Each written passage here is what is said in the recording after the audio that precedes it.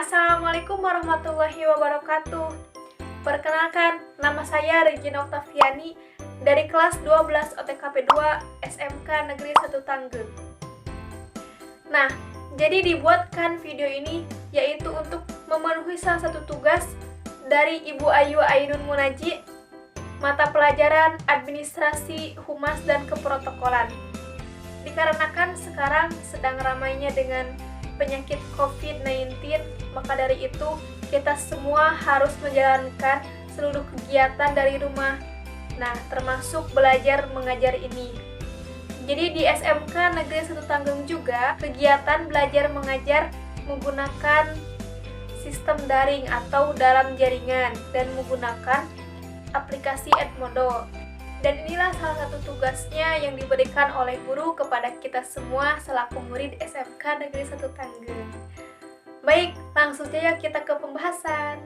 Jadi tugas yang diberikan oleh Ibu Ayu yaitu hanya 2 pertanyaan saja.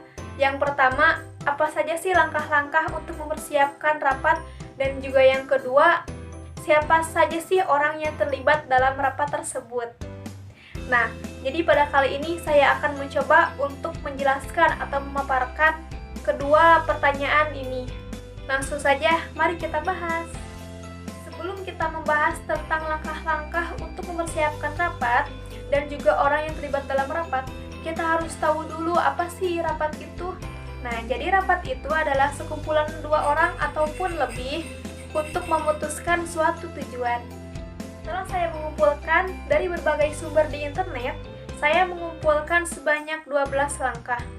Yang pertama, yaitu membuat agenda rapat.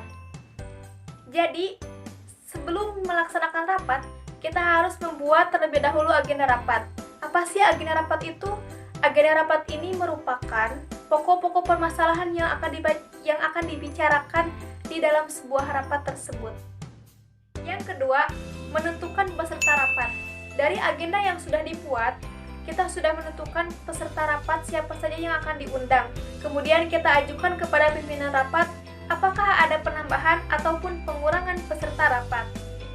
Yang ketiga, yaitu membuat surat undangan rapat.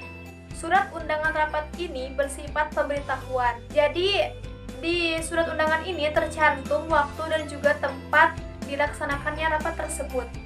Seorang sekretaris harus membuat undangan rapat ini jauh-jauh hari sebelum ke hari H dilaksanakannya rapat. Karena nantinya peserta rapat akan mempersiapkan segala kebutuhan yang akan dibutuhkan pada saat rapat tersebut. Yang keempat, yaitu membuat daftar hadir rapat. Nah, ini adalah poin yang mungkin termasuk sangat penting. Karena disinilah kita mengetahui berapakah jumlah orang yang hadir pada rapat tersebut. Dan juga bisa digunakan untuk laporan pertanggungjawaban di akhir ataupun di penutupan rapat nanti. Yang kelima, yaitu mempersiapkan bahan rapat. Yang pertama agenda rapat yang tadi kita bahas, dan yang kedua yaitu notula. Apa sih notula? Notula itu hasil rapat yang sudah diputuskan. Yang keenam, yaitu mempersiapkan peralatan. Segala peralatan yang akan dibutuhkan pada rapat nanti harus dipersiapkan dengan sedemikian rupa, dengan selengkap mungkin, agar pada rapat nanti itu berjalan dengan lancar.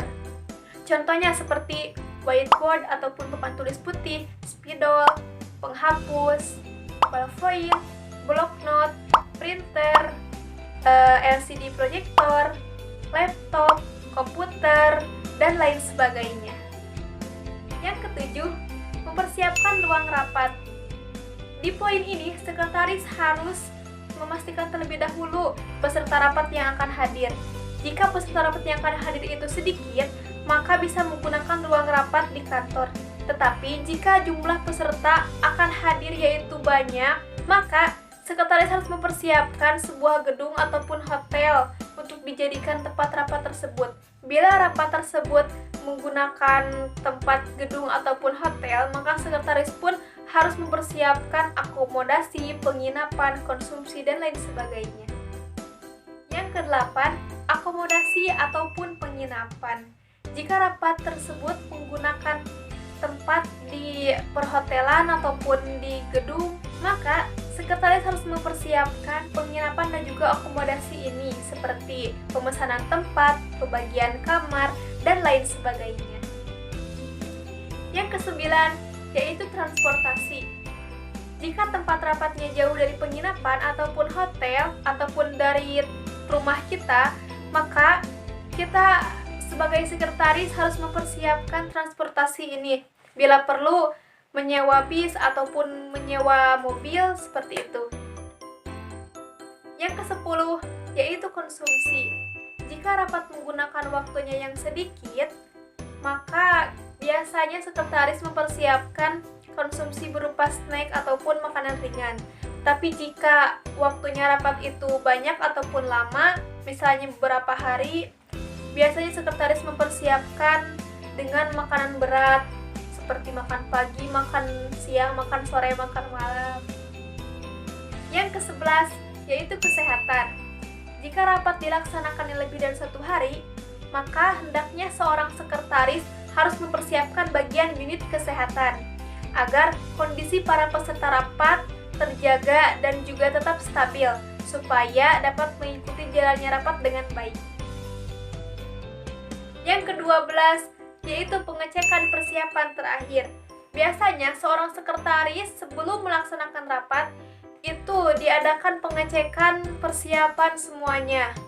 Nah, mulai dari kursi berapakah jumlahnya, kemudian daftar hadirnya apakah sudah ada, ruangannya sudah siap, kemudian orang-orang yang mungkin terlibat dalam rapat ini sudah siap, dan lain sebagainya. Itu dia langkah-langkah untuk mempersiapkan rapat. Sekarang kita lanjut ke pertanyaan nomor 2, ke tugas nomor 2, yaitu siapa saja sih orang yang terlibat dalam rapat tersebut. Orang yang terlibat dalam rapat ini yaitu ada 4. Yang pertama, moderator. Apa sih moderator itu? Moderator itu adalah sebagai penengah dari rapat tersebut ataupun sebagai orang yang membuka rapat ini. Nah, apa sih tugas-tugasnya moderator? Yang pertama, membukanya jalannya rapat. Yang kedua, yaitu perkenalan orang-orang ataupun peserta rapat. Yang ketiga, yaitu memaparkan latar belakang ataupun pokok permasalahan dari rapat tersebut. Yang kelima, aturan yang harus diikuti dalam rapat tersebut. Yang keenam, mempersilahkan penyaji untuk memaparkan materi ataupun pokok permasalahan pada rapat tersebut. Yang ketujuh, mengatur jalannya ataupun mengatur waktu pada rapat tersebut. Yang kedelapan, membacakan simpulan rapat. Dan yang terakhir, yaitu menutup rapat. 2. Penyaji. Penyaji itu orang yang akan memaparkan sebuah materi ataupun pokok permasalahan rapat tersebut.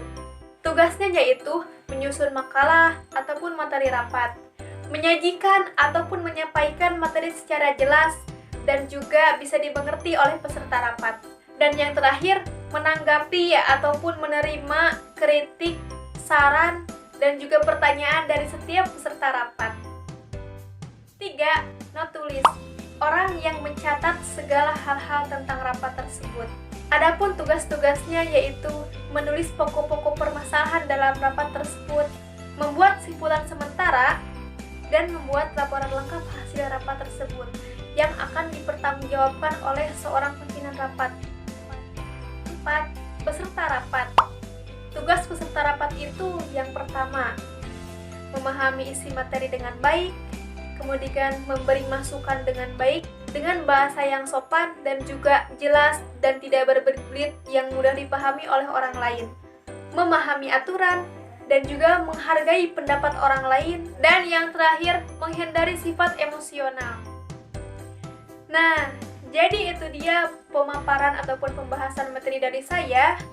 Mohon maaf jika ada kekurangan, ambil yang baiknya dan buang yang buruknya. Terima kasih juga kepada Ibu Ayu Ainun Munaji yang telah memberikan tugas ini. Mudah-mudahan bermanfaat bagi kita semua. Dan mudah-mudahan Ibu dan juga sekeluarga sehat selalu. Terima kasih. Wassalamualaikum warahmatullahi wabarakatuh.